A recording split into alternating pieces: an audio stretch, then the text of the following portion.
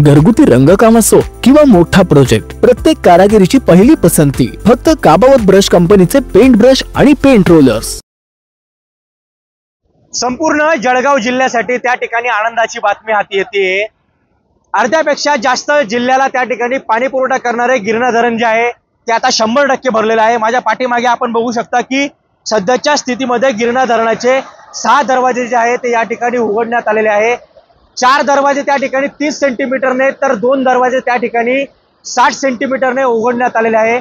कुठेतरी नाशिक जिल्ह्यामध्ये होत असलेल्या पावसामुळे या ठिकाणी गिरणा धरणाच्या ज्या पाणलोट क्षेत्रामध्ये जे आहे ते पाणी त्या ठिकाणी वाढलेलं आहे आणि यामुळे आता गिरणा नदी पात्रामध्ये गिरनार धरणातून मोठ्या प्रमाणावर पाण्याचा विसर्ग त्या ठिकाणी करण्यात येतोय।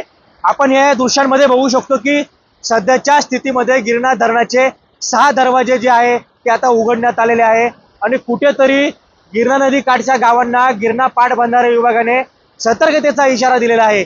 एकंदरीत गिरणा धरणावर अर्ध्यापेक्षा जास्त जळगाव जिल्ह्याची त्या ठिकाणी तहान अवलंबून असते। सिंचनाचा प्रश्न असेल, औद्योगिक वसाहतीचा प्रश्न असेल, त्याचबरोबर पिण्याच्या पाण्याचा प्रश्न असेल, या ठिकाणी गिरणा धरण जळगाव जिल्ह्याचे त्या ठिकाणी भागवत असतं।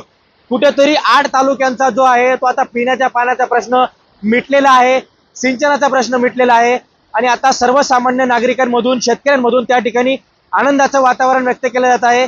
गिरणा धरण 100% भरले असून गिरणा धरणातून या ठिकाणी 10,000 क्युसेकच्या जवळपास पाण्याचा विसर्ग जो आहे तो गिरणा नदी पात्रामध्ये सुरू असल्याने नदीकाठच्या गावांना सतर्कतेचा इशारा पाटबंधारे विभागाने दिलेला आहे।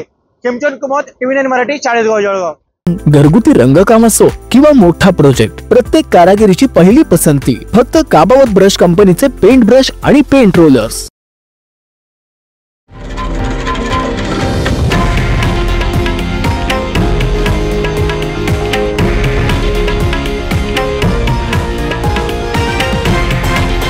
हे आहे देशातील नंबर 1 न्यूज नेटवर्क आणि आपण पाहत आहात TV9 मराठी, एकमेव।